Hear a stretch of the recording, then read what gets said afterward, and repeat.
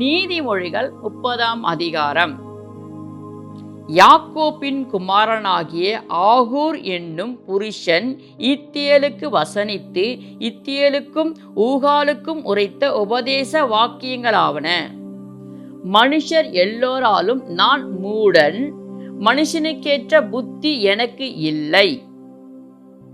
ஞானத்தை கற்கவும் இல்லை, பரிசுத்தரின் அறிவை அறிந்து கொள்ளவும் இல்லை.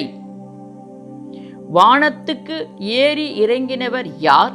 காற்றை தமது கைப்பிடியினால் அடக்கினவர் யார்? தண்ணீர்களை வஸ்திரங்களால் கட்டி வைத்தவர் யார்? பூமியின் எல்லைகள் எல்லாம் ஸ்தாபித்தவர் யார்? அவருடைய நாமம் என்ன? அவர் குமாரனுடைய நாமம் என்ன? அதை அறிவாயோ? தேவனுடைய வசனம் எல்லாம் புடமிடப்பட்டவைகள், தம்மை அண்டிக் கொள்ளுகளுக்கு அவர் கேடகமானவர். அவருடைய வசனங்களோடு ஒன்றையும் கூட்டாதே, கூட்டினால் அவர் உன்னை கடிந்து கொள்வார், நீ பொய்யனாவாய். 2 மனு உம்மிடத்தில் கேட்கிறேன், நான் மறிக்கும் பரிந்தமும் அவைகளை எனக்கு மறுக்காமல் தாரும். மாயையும் பொய் வசனப்பையும் எனக்கு தூரப்படுத்தும், தரித்திரத்தையும் ஐஸ்வர்யத்தையும் எனக்கு கொடாமல் இருப்பீராக. நான் பரிபூரணம் அடைகிறதினால் மறுதலித்து கர்த்தர் யார் என்று சொல்லாதபடிக்கும், தரித்திரம் அடைகிறதுனால் திருடி என் தேவனுடைய நாமத்தை வீணிலே வழங்காத படிக்கும் என் படியை எனக்கு அளந்து என்னை போஷித்தருளும். எஜமானிடத்தில் அவனுடைய வேலைக்காரன் மேல் குற்றம் சுமத்தாதே, அவன் உன்னை சபிப்பான், நீ குற்றவாளியாக காணப்படுவாய். தங்கள் தகப்பனை சபித்து தங்கள் தாயை ஆசீர்வாதியாமலும் இருக்கிற சன்னதியாரும் உண்டு. தங்கள் அழுக்கற கழுவப்படாமல் இருந்தும் தங்கள் பார்வைக்கு சுத்தமாக தோன்றுகிற சன்னதியாரும் உண்டு. வேறொரு சன்னதியாரும் உண்டு, அவர்கள் கண்கள் எத்தனை மேட்டிமையும் அவர்கள் இமைகள் எத்தனை நெரிப்புமானவைகள்.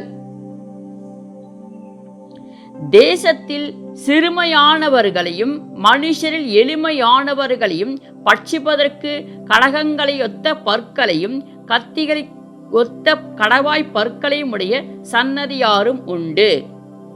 தா தா என்கிற 2 குமாரத்திகள் அட்டைக்கு உண்டு, திருப்தி அடையாத 3 உண்டு, போதும் என்று சொல்லாத 4 உண்டு. அவையாவன பாதாளமும் மலட்டு கற்பமும் தண்ணீரால் திருப்தி அடையாத நிலமும் போதும் என்று சொல்லாத அக்கினியுமே. தகப்பனை பரியாசம் பண்ணி தாயின் கட்டளைகளை அசட்டை பண்ணுகிற கண்களை நதியின் காகங்கள் பிடுங்கும், கழுகின் குஞ்சுகள் தின்னும். எனக்கு மிகவும் ஆச்சரியமானவைகள் 3 உண்டு, என் புத்தி கேட்டாதவைகள் 4 உண்டு. அவையாவன ஆகாயத்தில் கழுகினுடைய வழியும், கண்மலையின் மேல் பாம்பினுடைய வழியும், நடுக்கடலில் கப்பலினுடைய வழியும், ஒரு கன்னிகையை நாடுகிற மனுஷனுடைய வழியுமே. அப்படியே விபச்சார ஸ்திரியினுடைய வழியும் இருக்கிறது.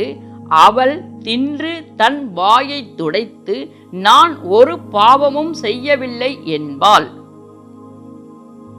3 மித்தம் பூமி சஞ்சலப்படுகிறது, 4 அது தாங்க மாட்டாது. அரசாளுகிற அடிமையின் மித்தமும் போஜனத்தால் திருப்தியான மூடரின் மித்தமும், பகைக்கப்பட்டவளாயிருந்தும் புருஷனுக்கு வாழ்க்கைப்பட்ட ஸ்திரியின் மித்தமும், தன் நாச்சியாருக்கு பதிலாக இல்லலாகும் அடிமை பெண்ணின் மித்தமும் மே. பூமியில் சிறியவைகளாயிருந்தும் மகா ஞானம் உள்ளவைகள் 4 உண்டு. அவையாவன அற்பமான ஜந்துவாயிருந்தும் கோடை காலத்திலே தங்கள் ஆகாரத்தை சம்பாதிக்கிற எறும்பும், சத்துவமற்ற ஜந்துவாயிருந்தும் தங்கள் வீட்டை கண்மலையிலே தோண்டி வைக்கும் குழிமுசல்களும், ராஜா இல்லாதிருந்தும் பவுச்சு பவுச்சாய் புறப்படுகிற வெட்டுக்கிளிகளும், தன் கைகளினால் வலையை பின்னி அரசர் அரண்மனைகளில் இருக்கிற சிலந்தி பூச்சியுமே. வினோதமாய் அடிவைத்து நடக்கிறவைகள் 3 உண்டு, வினோத நடை உள்ளவைகள் 4 உண்டு.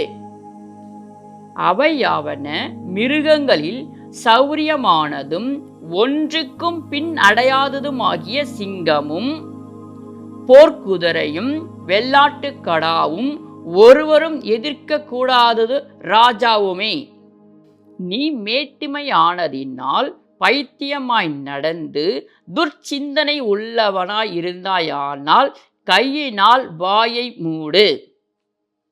பாலை கடைந்தால் வெண்ணெய் பிறப்பிக்கும், மூக்கை பிசைந்தால் இரத்தத்தை பிறப்பிக்கும். அப்படியே கோபத்தை கிண்டி விடுதல் சண்டையை பிறப்பிக்கும்.